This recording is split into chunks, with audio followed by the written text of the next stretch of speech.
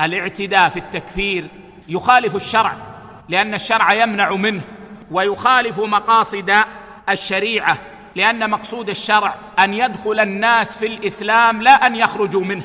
ولذلك العلماء بمقاصد الشريعة يقولون الغلط في إثبات الإيمان أيسر من الغلط في إلحاق الكفر.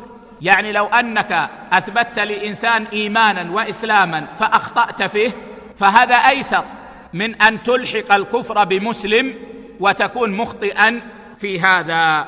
فالاعتداء في التكفير محقق لمقاصد الشيطان، ولذلك غلظ الشرع فيه تغليظا عظيما ومنع منه منعا كبيرا. والتهاون في إطلاقه على المسلم حرام تحريما مغلظا، سواء كان إطلاقه على سبيل الشتم أو على سبيل الاعتقاد.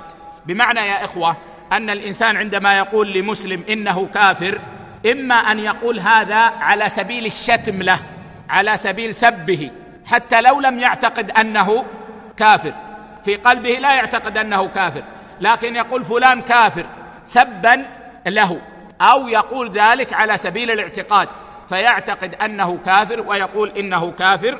كل هذا حرام تحريما مغلظا. ففي حديث ابن عمر رضي الله عنهما أن رسول الله صلى الله عليه وسلم قال: أيما رجل قال لأخيه يا كافر فقد باء بها أحدهما، إن كان كما قال وإلا رجعت عليه.